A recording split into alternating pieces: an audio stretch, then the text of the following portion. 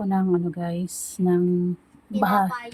hindi ko alam kung anong gagawin, kung anong tawag dito. Basta harina, flour, tapos nilagyan ko ng baking soda. Yes, puro pampatubo, di ba? Pampaalsa. Tapos, ayan, pinrito ko lang siya guys. Ito pag yun. Ayan. Lagyan ko siya ng ibap. Yung ginawa kong tubig, ibap. Tapos, lagyan ko siya ng itlog at gatas na powder at sukal. Depende yun sa ano mo. Tapos, ito na siya guys. Yun o.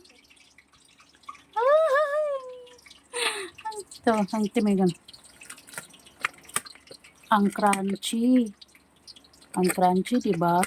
Wow. Wala tayong magawa sa bahay dahil walang pasok. Tingnan mo kuya. Tingnan mo kuya. Ako din. Tsura niya. Ito, tikman natin. Tara, tikman natin. Tara. Tikman natin, guys. Ba? Ayan! Yan. Teka lang kuya. Yan! Wow.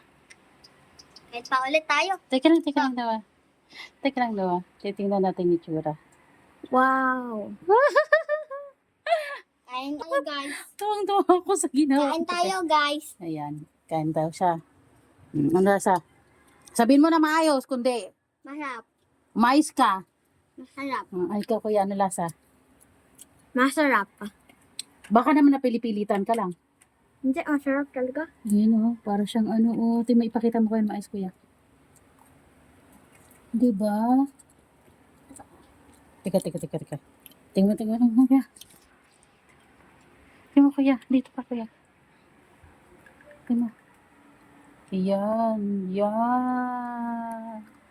Ang Ito pa. tuwang-tuwa ako, sorry. Tuwang-tuwa ako sa sa kalokohan ko.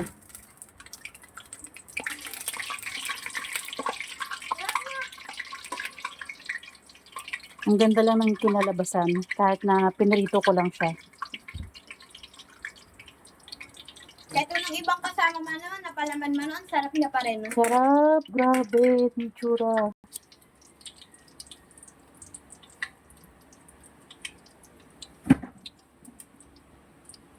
Ang toasted ng bawat gilid. Ayan.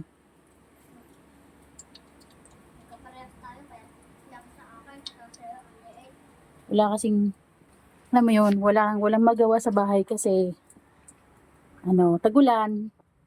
Tapos, nagkikrave yung mga bata ng kung ano, ang gastos. Ayun, tapos ginagawa ako.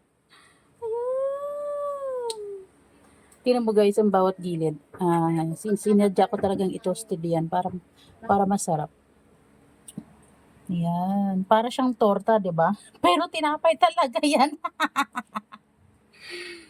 Yan.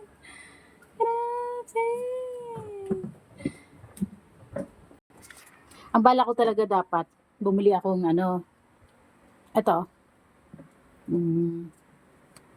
Wait lang. Ito, bumili ako nito. Kaso, hindi ko alam kung anong gagawin ko. So, may pinagtanungan ako kung anong gagawin ko. Mali-mali yung mga nabili ko daw. Yun. Kasi hindi ko naman talaga alam kung anong gagawin. So, yun. Sabi ko, bahala na. Pag naluto yan, yun na yun. So, yun. Ay, nakakatuwa. Natuwa lang ako sa kinalabasan ng aking niluto. Sorry ha, hindi po ako professional sa pagluluto ng mga pastry na yung pastry ha, yung mga pang himagas or pang merienda ng mga ganitong matatamis. Marunong lang ko talaga kaming kumain.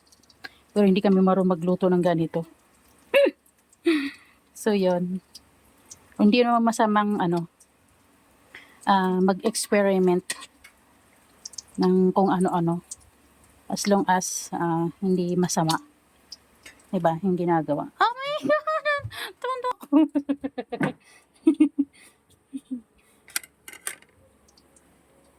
Yee, grabe. Nakakainis ka. Super. Ang crunchy na kainin. Crunchy ba, kuya? Opo. Sarap ba? Opo. Grabe. Normal lang yung lasa niya, ma'am. Opo. Maayos ang lasa? Opo. Wow. Kailangan kasi pag nagluto, kahit hilaw pa, titikman mo para matansya mo kung kulang ba yung tamis or kung sobra na. Di ba? Ayun, ignorante lang. Sorry po. Na masaya lang ako sa aking bagong natutunan. Wala lang, nakakatuwa lang yung ganitong panibagong natutunan. Tingnan mo, ubos na nila yung isang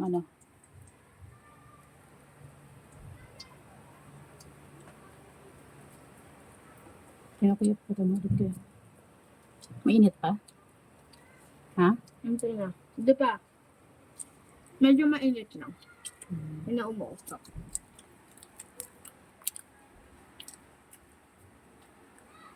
Crunchy? Crunchy, patinig nga, crunchy. Parinig nga.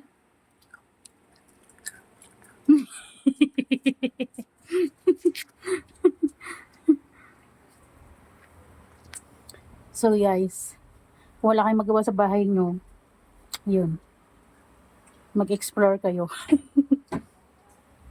Sa pagluluto ha, hindi sa pag-cook sa gala.